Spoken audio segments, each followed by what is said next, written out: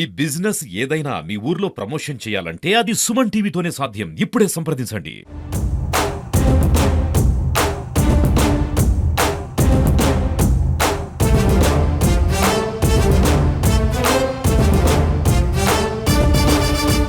మహానాడులో పిఠాపురం మాజీ MLA Telugu Desam party నాయకుడికి ఉన్నటువంటి క్రేజ్, వర్మ గారి క్రేజ్ ఒకసారి చూడొచ్చు.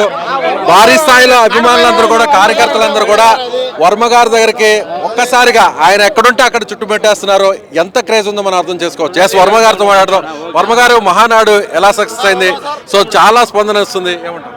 మహానాడు చాలా రంగరంగ వైభవంగా జరుగుతుంది. అన్ని మహానాడులకి గంట ప్రతి మహానాడు కూడా ఒక్కో మహానాడు గంట బ్రహ్మాండంగా ముందుకెళ్తూ ఉంటుంది. అందులో రాయలసీమ ప్రజల కోరిక మేరకు కడపలో పెట్టడం, ప్రజలందరూ కూడా ఇక్కడ ఆనందంగా ఉన్నారు. అదేవిధంగా మేము కూడా కడప వచ్చి చూడడం ఇక్కడ మాకు ఇంకా ఆనందంగా ఉంది.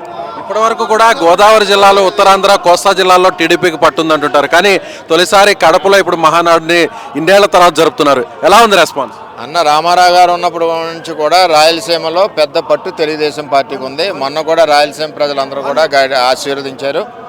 ఇక్కడ ప్రజల కోరిక మేరకు, కార్యకర్తల కోరిక మేరకు కడపలో పెట్టింది. పార్టీని నమ్ముకున్నటువంటి కార్యకర్తలకు సరైనటువంటి గుర్తింపు వస్తుందనేది మొదటి నుంచి కూడా టీడీపీ చెప్తుంది. సో మీరేమంటారు? అది 100% వస్తుంది, అందులో తేడా లేదు. కష్టపడిన వాళ్ళకి ఎప్పుడు కూడా గుర్తిస్తారు. ఆ పార్టీ అధ్యక్షుడు సరైన సమయంలో సరైన నిర్ణయాలు తీసుకుంటారు. అలాగే లోకేష్ గారు ఇక నాయకత్వ బాధ్యతలు తీసుకోబోతున్నారు, వర్కింగ్ ప్రెసిడెంట్గా మారబోతున్నారు.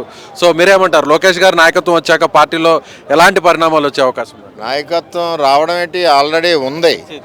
ఉన్నాక యోగాలం వచ్చింది కాబట్టి ఇవాళ ప్రభుత్వం వచ్చింది. లోకేష్ గారు యోగాలం వచ్చింది కాబట్టి ప్రభుత్వం వచ్చింది. కార్యకర్తలు, రాష్ట్ర ప్రజలు మనసులో మనోభీష్టం, కోరిక లోకేష్ గారిని భవిష్యత్ రథసారథి కింద తెలుగుదేశం పార్టీలో చూడాలి.